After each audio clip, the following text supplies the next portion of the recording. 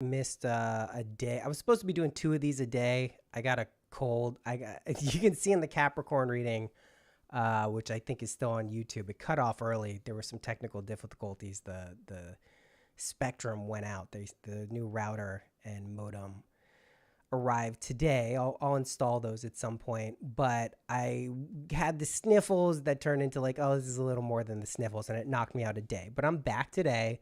So we'll be doing 3 of these a day, so we can finish them up before October. So today will be Sagittarius, Scorpio, Libra, right? We got 9, we got 4 days, 3 days really. Yeah, we're going to be good. 28, 29, 30. We got 3 days. So that's going to be perfect. So as a reminder for people who maybe are tuning in live to these, they don't know what they are. Every month on patreon.com/synchronicity, we do zodiac readings for each sign. The signs are not just your sun sign. It's for rising, moon, and Venus. And there's differences, obviously, between those positions. That's why I tend not to focus on the houses, because those will all vary depending on where in your chart they are.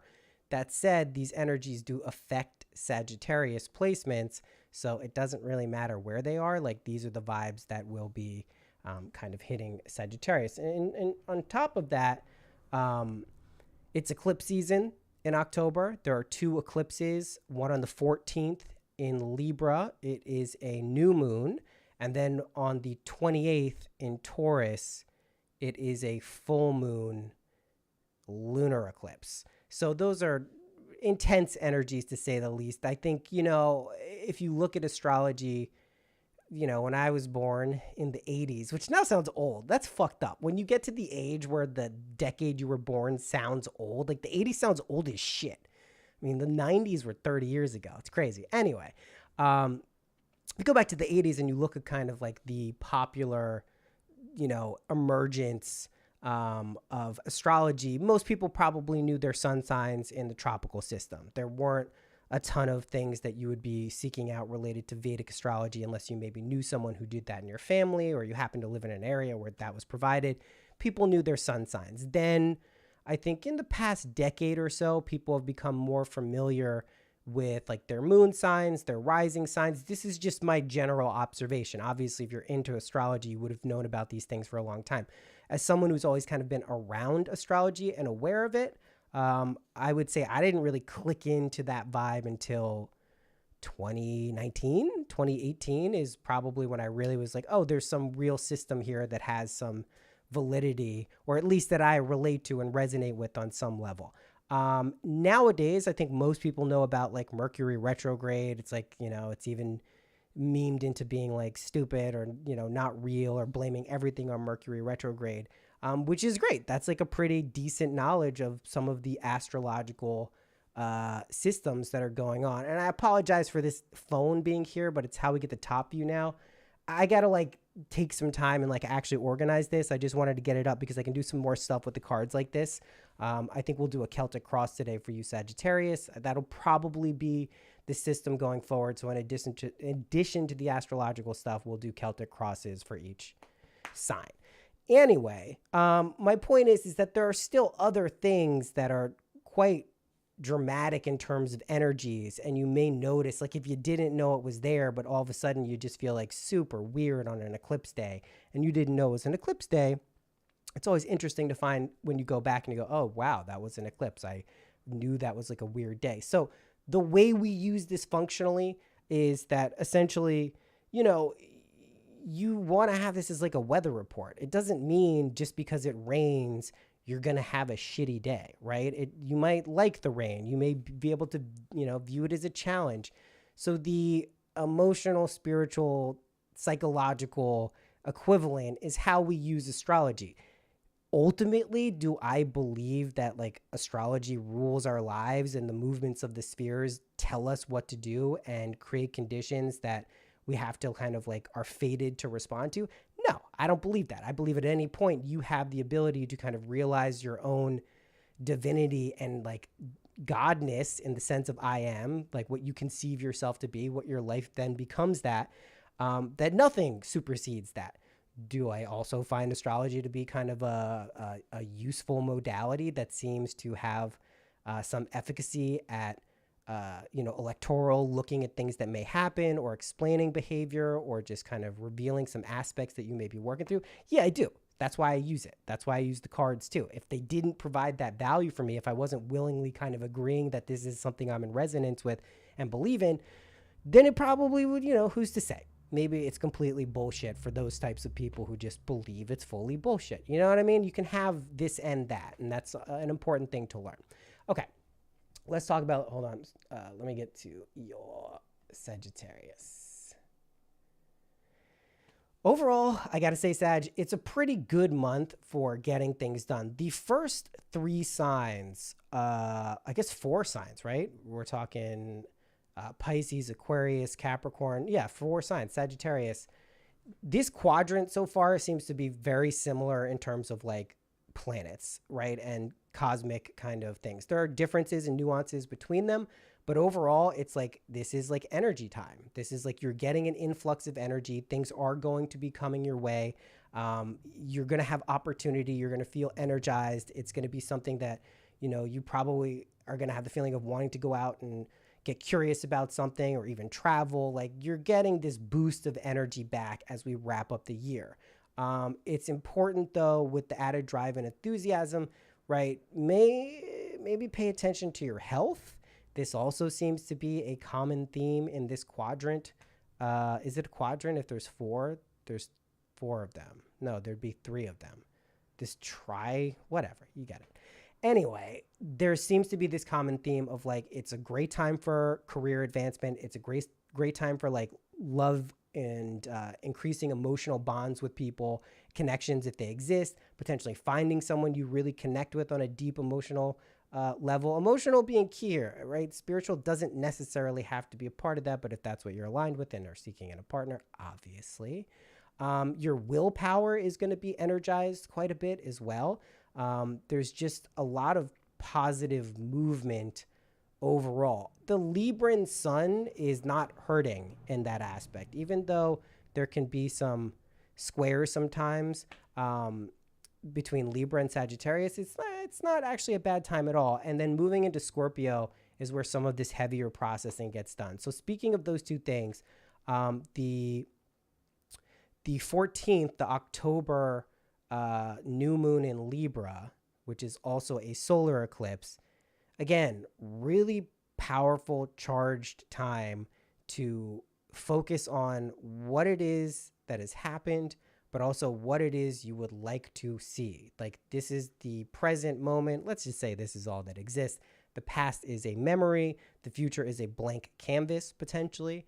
What do you want to see on the blank canvas? You do have the experience of moving through time and kind of experiencing life as a past, present, and future. Ultimately, though, you do know that your primary consciousness is on some level acutely aware of the moment of now.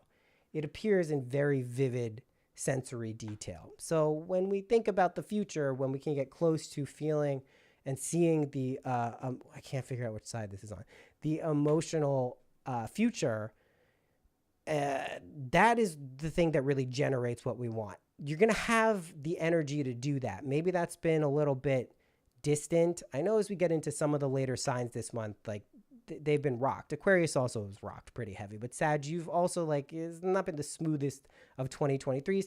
These are collective themes as well.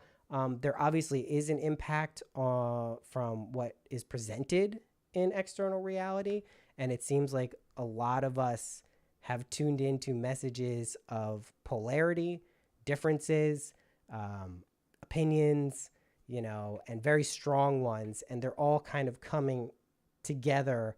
And it's like, it can be a pretty chaotic time. That said, this is like a really good time to set exciting goals for yourself and the things that you really find yourself to be interested in. That can be anything. It doesn't have to be relegated to one aspect of your life.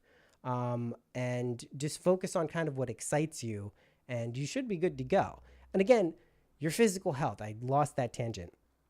You're going to be fine no matter what this month, but maybe start thinking about the relationship between physical well-being and your like just overall emotional, psychological, spiritual state. There clearly is a connection. They're not unrelated. You are not a physical being having a spiritual experience all the time, but you're a spiritual being having a physical experience. A lot of people will take that to be true, but you are still a physical being in here. You can't deny that at any point. So pay attention to things like health habits. If you can incorporate nature and movement into your life, even on a small level, make a conscious effort to do that, you're probably going to be rewarded pretty easily. Sometimes it's hard as shit to do that, right? Like it's not easy to be like, all right, I'm going to establish a health routine. I got all the energy. And sometimes you just like, I feel like shit. I don't really feel like establishing some health routine right now. I don't have the energy for that. Like these are common things. There are auspicious times to be kind of utilizing energy that's available. And there are times to like really have to work against it. We're trying to use the flow of that wave of energy and curiosity to establish some things that maybe you know are good for you that you've been putting off or kind of like not paying attention to them. What are you taking in and how does that make you feel? That can be people, ideas, situation, really important. And what is your body telling you about those things that are outside of you seemingly? What do you feel like in your body when this hits you? Let's say you're just doom scrolling or whatever. You're on something and someone's freaking out about this and there's big things happening, whatever it is. Like, how do you feel in that moment? Your body's going to be very helpful in terms of kind of sussing that out. Okay. And it's also not about setting rigid boundaries on these things. Like you don't have to have real sad. You're going to go and explore no matter what. Trying to pin down a Sagittarius and tell them there are rules, boundaries, stay still, don't look at that. That's not it. I'm a Sag moon. That's the opposite of how I feel about things most of the time. There can be an anti-authoritarian vibe to it. But it is about making subtle adjustments about like what you're taking in and what you're putting out, right? Your place and priorities, like what you're prioritizing and what frequency you're shifting to is going to have like a big impact on where you find yourself, right? So just think about those things. You got a lot of scorpionic energy, as does everyone, towards the second half of the month. You have Mercury entering Scorpio, Mars entering Scorpio, and Pluto goes direct, right? These are all scorpionic energies. And I think it's the 23rd, right? The sun moves into Scorpio. So these are themes of change, death, transformation, realizing kind of, letting things go, surrendering, that type of stuff.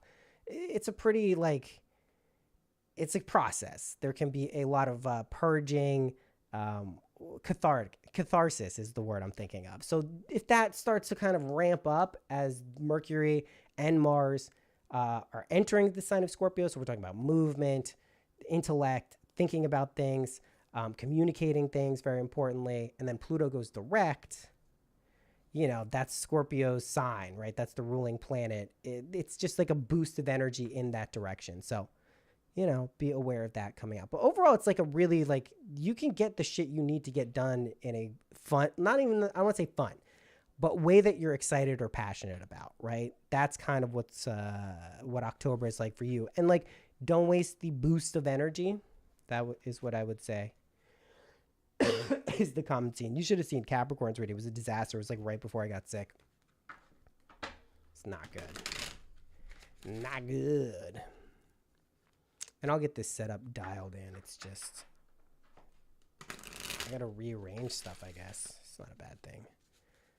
So I should do that as Sagittarius. Okay, let's see how this goes, though. Nice. Celtic Cross, right? 10 card spread. Excuse me. Is it 10? 1, 2, 3, 4, 5, 6, 7, 8, 9, 10. Yeah, it's 10. If you're not familiar with it, you will be familiar with it. First card represents the current situation, right? Current situation is Page of Wands reversed, right? Page of Wands is all of the page cards are you're embarking on a new path related to that sign element, right? So I say element because wands are fire, right? They each represent a different theme. Cups, water, uh, pentacles, earth, and swords, air, and then wands would be fire. They each represented various kind of theme of how we are in life. So for a page of wands, this is on the theme of passion, right? What I love about this card, you can kind of see it there. I'm not going to zoom in, but it's got a gray hat. He's got a gray hat, right? Gray hat, it's gray if you look closely. The gray hat represents like there's not necessarily clarity on this path. We also have on the wands cards, we have these pyramids, 3 of them. That's pointing to like mysticism, spirituality, things related to kind of the way we see the world and the way we see, ourselves in the world. This is a very Sagittarian card, right? That theme, that 9th house theme, of which Jupiter is the ruling planet. It's a lot of it has to do with kind of expansion, realization, things of that nature. And the wand there, again, representing passion. We see it reversed, though, because maybe there isn't this sense of being readiness to necessarily embark on a new path related to spirituality. That's the current situation. Obstacle, Ace of Wands, another wand, and it's the one, right? So the Ace of Wands here as the challenge card is, again, this is like new path stuff, right? 2 cards representing new paths, both reversed. So the readiness to kind of take on something new, I would say this is probably related to like a mindset more than, how did I get off that? There we go.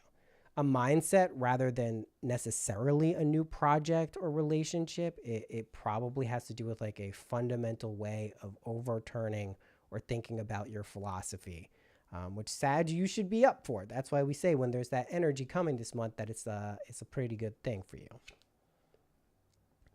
In the past, we have the 8 of Wands. The 8 of Wands here, right? Card of speed, when we see it reverse, probably delays, obstacles related to this. You keep putting it off, or it's not quite clicking, or you don't have the energy, or whatever it is. Excuse me, hasn't happened fully yet. It's in the past position. Future position. Temperance.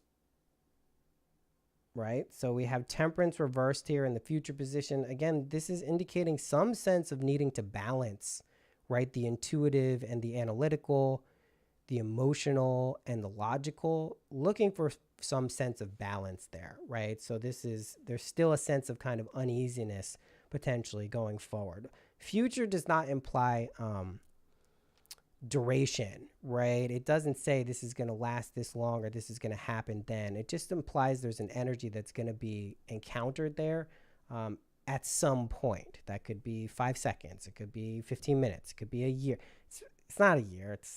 But the point is it can be processed and experienced quickly too. It's not like it implies that this has to last so long, right? So duration is not, nearness or farness and duration are not implied in future. Conscious mind, another ace of swords. So there's an acute awareness here of like not really feeling ready for some new aspect of consciousness to come in. I think let's see what the rest of the reading says, but that's the theme so far. Like there's some resistance there. Scorpio is going to be good for that, I have a feeling. Strength reverse, and also just feeling like a little bit out of power, right? A little bit like, yeah, I don't know if I can do this. That's on a deep subconscious level. I think Scorpio energy is going to be good for this stuff, Sag, but that's there, right? So if that's there, it doesn't mean it should stop you from taking action. It doesn't mean it should stop you from trying, or at least not even trying, but implementing something that kind of validates this sense of wanting to have a new way that's exciting and cool to experience reality. Advice. This is like the most Scorpio. Let's just say it looks like eclipse season is probably going to be a fruitful one for you, Sag. 10 of Swords. I mean, like, listen, the 10 of Swords does not take a tarot reader to understand what's going on there, right? There can be a sense of betrayal, just being kind of loss, even denial. The good part of 10 of Swords is the dawn is rising. So, like, a new day is coming. There is a theme of resurrection. That's why I say it's good scorpionic energy. But especially, like, something in this realm here is like it's tugging at you. There we go. External circumstances. And this is what I'm talking about, capitalizing and establishing routine. Eight of Pentacles. It's just like keeping at what you're doing. You know what I mean? You may not have it finished yet, but you may not even see results externally. But internally, you know you're building something when you develop a skill or you cultivate a certain habit that's positive for you. So absolutely, that's like what you should be experiencing is at least you're putting in the work, right? If you're not doing that, I mean, what are you doing? Hopes and fears, Ace of Cups, reversed. This is a lot to do with emotions, Sagittarius, like a lot to do with self-love, self-care, making sure you're taking care of yourself, but also being overwhelmed with emotions in some ways, not necessarily having it in this way where your emotions feed into the pool of like clarity, right? Where the lotuses grow, a sign of enlightenment or ascension, but more like, holy shit, there's a flood here and it's flooding. It's like a lot of emotional kind of depth stuff. And that's your hope and fear, that you can kind of deal with that effectively and not have it consume you, or maybe just be afraid of even confronting it, but knowing that it's going to be okay. Excuse me. And then finally, outcome, Devil reversed. We like the Devil reversed here. Devil's not a bad card, by the way. A lot of people have that mistaken for that. It represents a lot to do with the world itself, like the physical world. And a lot of the Devil reversed energy is about like overcoming ways of thinking that maybe are obsessive or repetitive or not necessarily serving you in the best way. Doesn't always have to be that, but some type of addictive or habitual pattern being overcome is typically what this results in. So we'll look at the other oracle cards to kind of go over what all of that could mean. But for what I'm trying to communicate here is that there is an overcoming of this process. And I do believe in double, 2 eclipses in the month of October, one in Libra, one in Taurus, new moon, full moon, solar, lunar. Like, you're going to be dealing with a lot of stuff. You also, again, have that scorpionic energy really trying to get you to let go of stuff, become kind of a new version of yourself, a new, way of living that suits you and feels comfortable and you feel good in your skin. It's going to be like a big kind of overcoming of it, but there is like a lot of resistance on some fundamental level to like let that happen. It's going to happen. I think this is more like the more you fight it, the more, it's going to feel like not maybe great. But there's going to, like I said, there's going to be that huge wave of energy and inspiration that will be undeniable, and you'll feel the motivation to be doing stuff. And I think as long as you keep doing that, that's that Eight of Pentacles energy there, you're going to be good. So as long as you're putting in that effort, I think you'll probably experience some pretty good things. Let's pull some threads of fate.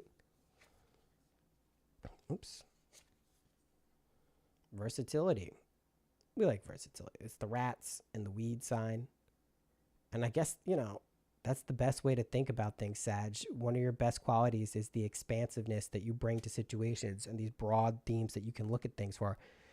And you got to be versatile when you're doing that. Because if you get caught in a singular or very short-sighted perspective tunnel, you're not trying to do that. You're trying to have multi-perspectival view on situations, which requires versatility. That was the first one, but it was under it. Share wisdom too. Sag, you do usually have, depending on your Mercury placements, but a good way of communicating what you've learned because you put in the time to learn things and go deep with them and kind of really, again, expand your knowledge base. So don't be afraid to share that with people. And the wildling. And that could be part of the fear too, is that like maybe you go too deep into something or you go too off into, the ether to be able to relate, or maybe this new version of you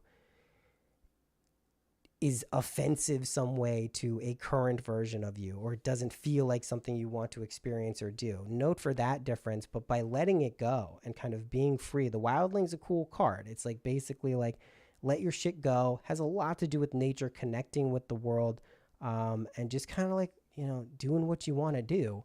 It's a powerful process. And let's pull some animal oracle.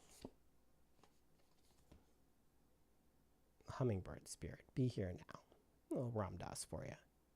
Who doesn't like that? When self-explanatory, I don't think I need to explain that. I like this one now. Turtle spirit, slow and steady wins the race. I like this one. I saw the Louis C.K. special, and he's like, that's what they used to tell us. Slow and steady wins the race. He's like, you know what beats slow and steady? Fast and steady. But sometimes slowing down, obviously, is important. And it is sometimes much better to take your time and really like feel, process, filter things before moving forward. It's just good advice for any sign, but especially Sagittarius, especially if it's intense, right? And then dog spirit, be loyal to what you love. The number 19 card. The first was 34, 62, 19. You can do numerology on those if you want. Be loyal to what you love. Don't sacrifice some aspect of yourself to please another person. It's kind of the worst thing you can do. I'm not saying don't be flexible and don't, be nice to people you care about or everyone, hopefully. Please do that. But don't like really sacrifice some aspect of yourself that you need to be doing. It won't work because you'll know on some deep level that this isn't what you want to be experiencing. The more you kind of give up your ability to do what you want. You have to honor that too, though, right? Like you have to actually do that thing. You can't just like, I only care about what I want and I'm only going to do that and then not do the thing. That game is not satisfying either. It's like really do the things that excite and move you. I guarantee systems that you set up in your life will reflect that being totally okay. But if you have internal doubt about that, it's sure as shit going to show up in your outside world. Take it from me on that one. It's a very clear thing. And that also, just to be clear, requires on some level that you believe that you know what you want to do. You don't need to know exactly what you want to do. You just need to believe that you know that you do. So that can emerge as like an aspect of reality. If you don't, I don't know. It's tough out there. I don't know what to tell you. But anyway, as long as you're doing those things, this is overall a very positive month. We would put this as like, on the gay scale of like, 10 being like, oh, this is going to be the best month of my life, to 0 being, I don't want to do this, I'm ready to check out vibe. We put this solid 7.3, 7.5. Like it's up there. There's that energy coming and the kind of curiousness that is so useful for Sagittarius is going to be present. And I think as long as you take advantage of that, you're going to have like an excellent month. So I wouldn't worry about anything getting too wonky, even in the middle of eclipse season, right? Even in the middle of that, if you're taking the new moon to process stuff, not process stuff, but create, desires or situations that you would like to experience in life and what would align with you and how you'd like to feel and what you'd like to do, going to be great. The full moon in Taurus, you may see some things kind of turning over, but it's just like in the name of good. It's like positive, feminine, destructive energy. We like scorpionic kind of creator, destroyer energy there. So that's not going to be bad either. I think a lot of the reading has to do with that too. So if there is a resistance to some internal state of change, you're going to have to process it anyway. So I think it'll be happening. And that's why I don't give it like a 9, because there is a lot of vibes happening, especially towards the latter half of October. So beware that. Other than that, I think you got it good. All right. I will be back later today.